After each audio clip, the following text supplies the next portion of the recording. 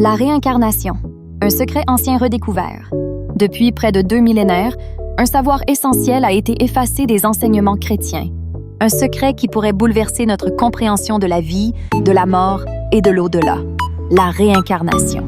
Bien que l'Église ait supprimé, dissimulé et effacé ce concept des textes officiels, il semblerait que la réincarnation soit au cœur des paroles authentiques du Christ.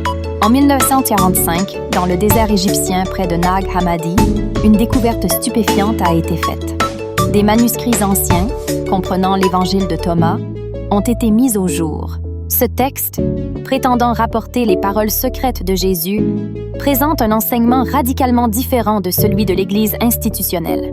Loin des dogmes du péché originel et de la nécessité d'une Église pour atteindre Dieu, il insiste sur la connaissance intérieure, l'illumination personnelle et la réincarnation. Les premiers chrétiens, notamment les gnostiques, enseignaient que l'âme évoluait à travers plusieurs vies pour atteindre une pleine compréhension du divin. Cette croyance, bien que non étrangère au judaïsme ésotérique et aux traditions philosophiques de l'époque, a été effacée avec l'établissement du canon biblique au IVe siècle. Le Concile de Nicée, sous l'empereur Constantin, a consolidé le pouvoir de l'Église en définissant un dogme strict, déclarant hérétique toute vision alternative, y compris celle de la réincarnation. Pourquoi ce savoir a-t-il été banni? La réincarnation menace l'autorité cléricale. Si les âmes renaissent pour évoluer, les prêtres, indulgences, confessions et dogmes deviennent inutiles. Le salut ne dépend plus d'une Église, mais de l'éveil spirituel individuel à travers plusieurs existences. Ainsi, la réincarnation a été éradiquée des enseignements officiels, les textes l'évoquant détruits ou réinterprétés. Pourtant, des indices de cette doctrine subsistent dans les textes bibliques. Dans l'Évangile de Jean, les disciples questionnent Jésus sur la cause de la cécité d'un homme, suggérant une vie antérieure. De même, Jésus fait allusion à Jean-Baptiste comme étant la réincarnation du prophète Élie, démontrant que cette croyance existait parmi les premiers chrétiens. Malgré la censure, certains groupes spirituels ont préservé cette connaissance.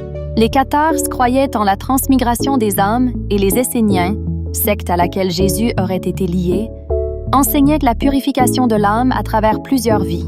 Aujourd'hui, avec la redécouverte des manuscrits de Nag Hammadi, ces vérités interdites refont surface.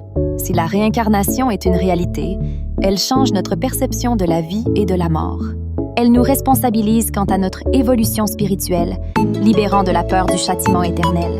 Nos souffrances deviennent des leçons nécessaires pour avancer, et la mort, une simple transition vers de nouvelles expériences. La réincarnation nous invite à revisiter notre compréhension du karma, non pas comme une punition divine, mais comme un mécanisme d'apprentissage. Nos actions présentes façonnent nos vies futures et nos relations, souvent inexplicables, trouvent leur sens dans la mémoire des vies passées. Alors pourquoi cette vérité a-t-elle été cachée si longtemps? Le contrôle. L'Église, en supprimant cette connaissance, a maintenu les âmes dans une peur constante du jugement. Mais avec les découvertes modernes et les témoignages d'expériences de mort imminente, ce secret ne peut plus être gardé. Aujourd'hui, nous assistons à un réveil spirituel collectif. Les manuscrits de Nag Hammadi sont enfin accessibles. Et de plus en plus de personnes cherchent une spiritualité libre, détachée des dogmes. La réincarnation n'est pas qu'un concept philosophique, mais une vérité qui nous libère de la peur, nous donnant le pouvoir sur notre destin. Alors que la véritable quête commence, cette révélation invite chacun à prendre conscience de qui nous sommes réellement. Des âmes en voyage, en quête de lumière et de vérité, que faisons-nous de cette connaissance? C'est à chacun de choisir son chemin vers la découverte de ce grand mystère spirituel, de l'histoire à la une Carl Sébastien Ouellet.